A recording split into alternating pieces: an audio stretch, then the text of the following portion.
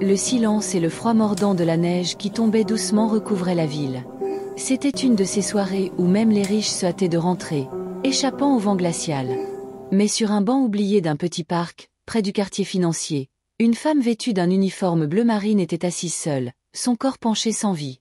Elle était à peine visible sous la couche de givre qui se déposait sur son tablier. Cette femme, c'était Grace. Depuis 3 ans, Grace travaillait chez le millionnaire Charles Whittaker, un homme plus connu pour son compte en banque que pour sa compassion. Son manoir était grandiose, sa routine rigoureuse, et ses attentes encore plus. Charles ne savait pas grand-chose de Grace, si ce n'est sa ponctualité, ses pas discrets et la façon dont elle maintenait toujours la cheminée crépitante avant qu'il ne descende chaque matin. Pour lui, elle était efficace, invisible, utile, rien de plus. Il ne s'était jamais soucié de savoir où elle allait après le travail, ni à quoi ressemblait sa vie en dehors de ses halls de marbre. Alors, quand Grace arriva avec 5 minutes de retard le vendredi matin dernier, les yeux rouges et les mains tremblantes, Charles ne posa pas de questions. Il déclara simplement « Vous avez fini ici » et la congédia. Pas d'indemnité de départ, pas de lettre de recommandation, pas même un merci. Grace ne plaida pas. Elle hocha juste la tête et quitta silencieusement le seul endroit chaud qu'elle avait.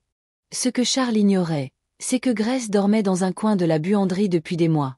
Depuis que la santé de sa mère s'était détériorée en Louisiane, Grace avait envoyé chez elle chaque dollar gagné pour couvrir les frais d'hôpital et prendre soin de son jeune frère. Avec l'augmentation des loyers et la réduction récente de ses heures, elle n'avait plus nulle part où loger. Elle nettoyait sa maison le jour et se cachait dans un placard à balai la nuit. Quand il l'avait licenciée, elle n'avait même plus de quoi payer un trajet en bus.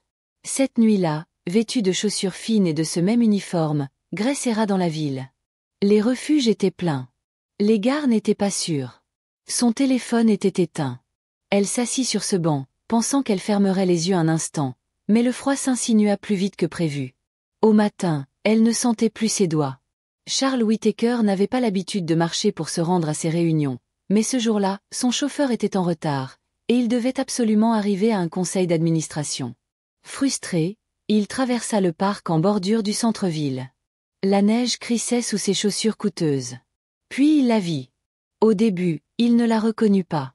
Sa tête était penchée, ses lèvres légèrement entr'ouvertes, sa respiration superficielle. Ses bras étaient croisés comme ceux d'un enfant cherchant à se réchauffer. Son uniforme, saupoudré de neige, se détachait sur le banc. Il s'approcha. Son cœur fit un bond. « Grace », dit-il, confus. Elle ne bougea pas.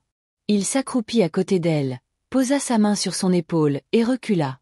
Sa peau était glaciale, son corps mou. « Grace », aboya-t-il maintenant, la secouant doucement. « Grace, réveillez-vous. » Toujours aucune réponse. Charles regarda autour de lui. Le parc était vide. La course du petit matin n'avait pas encore commencé. La panique s'empara de sa poitrine. Pas le genre de panique liée aux réunions manquées ou au krach boursier. Celle-ci était plus profonde, primale. Il sortit son téléphone, composant les services d'urgence avec des doigts tremblants. Pendant qu'il attendait, il la fixa, cette femme qu'il n'avait jamais vraiment vue. Sa peau était givrée, ses vêtements fins et trempés, son bandeau légèrement de travers. Elle semblait petite, fragile, comme quelqu'un qui n'allait pas bien depuis longtemps, et il n'avait jamais remarqué. Alors que les sirènes approchaient, Charles s'agenouilla à ses côtés, balayant la neige de son bras d'une main tremblante. Il ne se souciait pas que son costume se mouillât. Pour la première fois depuis longtemps, son esprit ne pensait pas au cours de la bourse ou aux affaires. Il pensait à elle. La femme qui lui préparait son thé à 6 heures du matin. Celle qui pliait ses chemises avec soin. Celle qu'il avait laissé partir sans poser une seule question. Il se rappela comment elle avait souri une fois lorsque les fleurs avaient éclos près de la fenêtre de la cuisine. Il ne se rappela rien d'autre. Les portes de l'ambulance s'ouvrirent.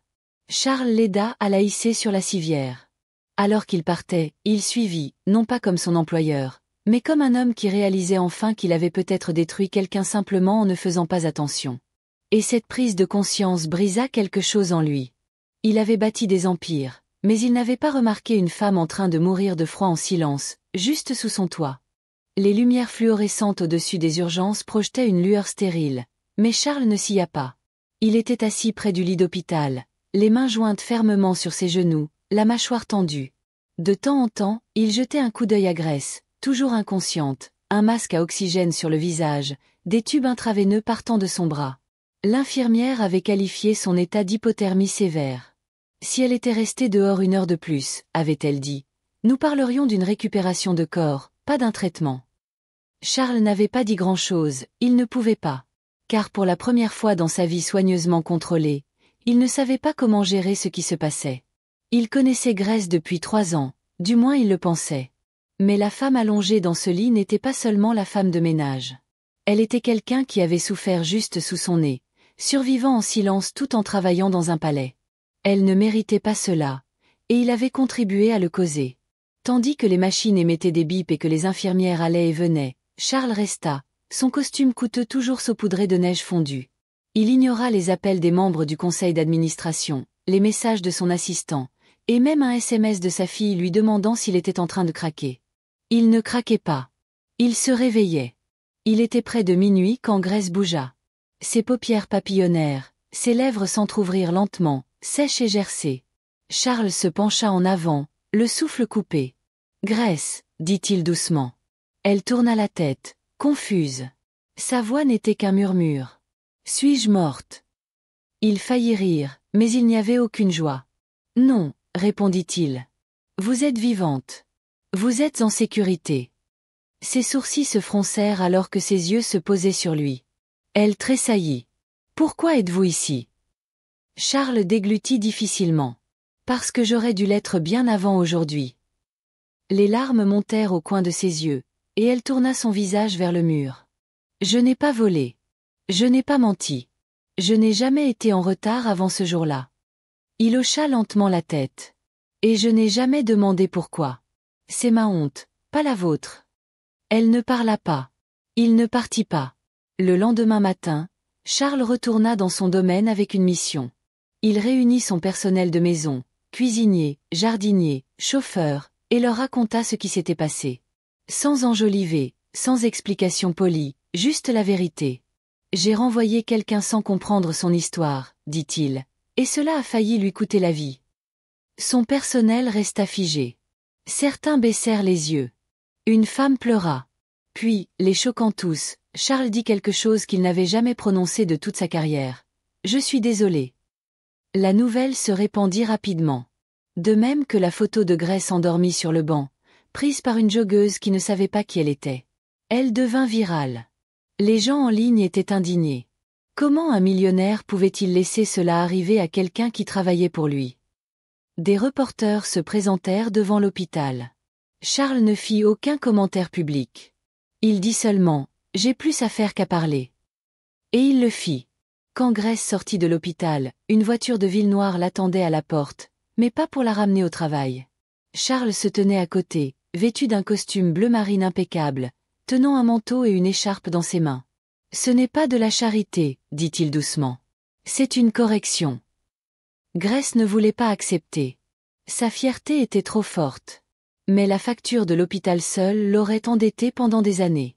Il insista. « Venez rester dans l'aile des invités, non pas pour servir, mais pour vous rétablir. Et quand vous serez prête, nous parlerons de ce que vous voulez faire ensuite. Pas de ce que j'attends. » Avec hésitation, elle accepta. Au cours des semaines suivantes, Grace se rétablit lentement. Elle resta dans une chambre ensoleillée, au chaud pour la première fois depuis des mois. Un médecin privé lui rendit visite. Son frère et sa mère furent discrètement rapatriés, installés dans un appartement voisin que Charles louait en leur nom, et chaque soir, Charles venait la voir, non pas en tant que patron, mais en tant qu'homme réapprenant à être humain. Ils parlaient autour d'un thé. Elle lui raconta son village natal, comment elle avait enterré ses rêves pour survivre. Et il écouta, vraiment écouta pour une fois. Puis, un matin, Charles prit une décision tranquille. Il offrit à Grace un nouveau poste, directrice du personnel et du bien-être des employés dans toutes ses propriétés. Un rôle salarié avec des avantages, du leadership et de l'autorité. Son travail était de s'assurer que personne ne tombe jamais dans les mailles du filet comme elle l'avait fait. Grace hésita. « Vous me faites confiance pour ça ?» Charles soutint son regard. « Je n'ai jamais fait confiance à personne davantage. » Quelques mois plus tard, lors d'un gala de charité organisé dans la salle de bal du manoir, Charles prit le micro. « J'ai autrefois construit des gratte-ciel et je me suis appelé puissant, dit-il. Mais une femme que j'ai à peine vue m'a appris à quoi ressemble la vraie force, quand elle a continué à servir même quand le monde l'a oubliée. Puis il présenta Grace. Vêtue d'une simple robe bleu marine, les cheveux tressés, elle monta sur scène devant une assemblée qui, autrefois, ne lui aurait pas accordé un second regard. Mais maintenant, ils se levèrent, non par pitié, mais par admiration. Parce que la femme de ménage que personne n'avait remarquée était devenue la femme qui avait tout changé. Et l'homme qui l'avait autrefois licencié avait enfin trouvé la rédemption.